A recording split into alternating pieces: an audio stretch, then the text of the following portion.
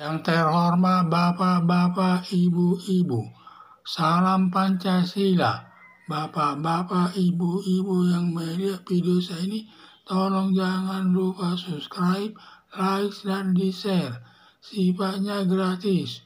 Pada hari Selasa tanggal 12 September tahun 2023, saya akan mengomentari Sri Mulyani menggeledah dan menemukan tumpukan uang di rumah Anies Baswedan. Tema tulisan ini diperoleh lewat YouTube. Soal benar atau tidak isi pemberian tersebut, saya tidak tahu. Sri Mulyani selaku Menteri Keuangan setelah ditemukan data-data Pemda DKI tahun 2022 terkait anggaran pendidikan sebesar 23 triliun. Atas informasi tersebut, lalu Menteri Sri Mulyani menggeledah rumah Anies Baswedan dan menemukan tumpukan uang diduga uang 23 triliun tersebut terkait anggaran pendidikan. Anggaran sebesar 23 triliun tersebut katanya masuk ke kantong pribadi Anies Baswedan. Berarti Anies Baswedan melakukan perbuatan korupsi sebesar 23 triliun. Akibat perbuatan korupsi sebesar 23 triliun telah menahan Anies Baswedan selama 20 hari yang bisa diperpanjang selama 30 hari. Diduga maksudnya penahanan 20 hari dilakukan aparat penegak hukum, baik polisi, jaksa penuntut umum, dan Komisi Pemberantasan Korupsi, dan bila masih kurang, waktu penahanannya dapat diperpanjang lagi selama 30 hari. Yang disayangkan, aparat penegak hukum baik polisi dan jaksa, khususnya KPK, tidak menetapkan Anies Baswedan sebagai tersangka. Padahal perbuatan korupsi sudah banyak dilakukan, antara lain pelaksanaan balap mobil Formula E yang beranggaran lebih 1 triliun sampai sekarang belum dipertanggungjawabkan, merupakan perbuatan korupsi yang merugikan keuangan negara lebih 1 triliun. Anggaran untuk guru tahun 2012 sebesar 23 triliun masuk ke kantong pribadi Anies Baswedan, merupakan perbuatan korupsi. 3 bansos sebesar sekitar 2 triliun tidak sampai ke warga Jakarta, dan beras yang ditumpuk di gudang sudah membusuk tidak bisa dimakan lagi yang merugikan Pemda DKI sekitar 2 triliun merupakan perbuatan korupsi. 4. Kelebihan bayar sebesar 800 juta atas pembelian mobil pemadam kebakaran atau damkar merupakan perbuatan korupsi. Masih ada lagi kasus korupsi yang belum saya sampaikan. Anies Baswedan sepertinya kebal hukum. Berbagai perbuatan korupsi yang dilakukan tidak tersentuh oleh hukum. Diduga ada backingan Anies Baswedan dari partai politik yang berpengaruh di negara ini. Hanya disesalkan para penegak hukum, khususnya KPK, tidak mengedepankan masalah hukum yang kalah dengan kepentingan politis.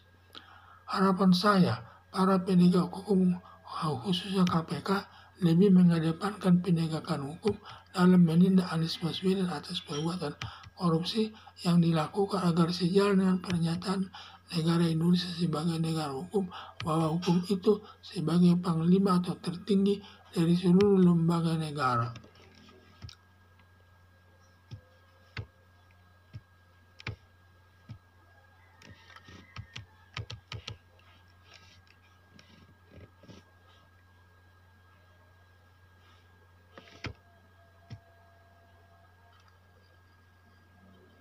Sri Mulyani selaku Menteri Keuangan setelah ditemukan data-data Pemda DKI tahun 2022 terkait anggaran pendidikan sebesar 23 triliun. Atas informasi tersebut, lalu Menteri Sri Mulyani menggeledah rumah Anies Baswedan dan menemukan tumpukan uang diduga uang 23 triliun tersebut terkait anggaran pendidikan. Anggaran sebesar 23 triliun tersebut katanya masuk ke kantong pribadi Anies Baswedan. Berarti Anies Baswedan melakukan perbuatan korupsi sebesar 23 triliun. Akibat perbuatan korupsi sebesar 23 triliun telah menahan Anies Baswedan selama 20 hari yang bisa diperpanjang selama 30 hari. Diduga maksudnya penahanan 20 hari dilakukan aparat penegak hukum, baik polisi, jaksa penuntut umum, dan Komisi Pemberantasan Korupsi. Dan bila masih kurang, waktu penahanannya dapat diperpanjang lagi selama 30 hari.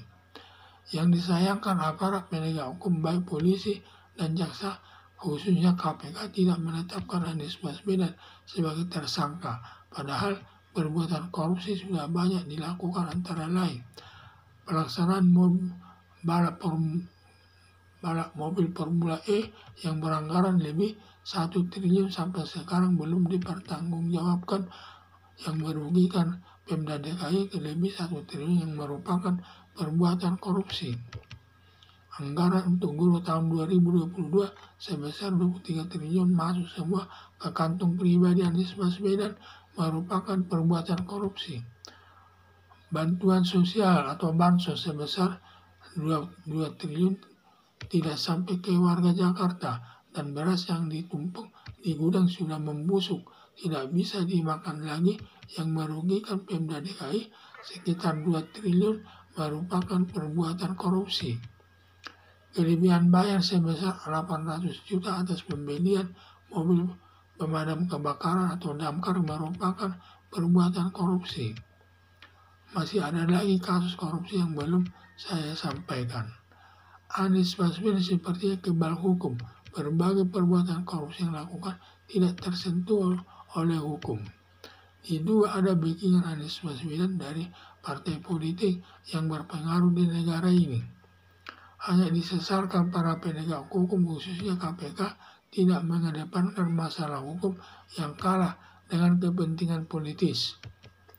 Harapan saya, para penegak hukum, khususnya KPK, lebih mengedepankan penegakan hukum dalam menindak Anies Baswedan atas perbuatan korupsi yang dilakukan, agar sejalan dengan pernyataan negara Indonesia sebagai negara hukum, bahwa hukum itu sebagai panglima atau tertinggi dari seluruh lembaga negara. Sekian dan terima kasih.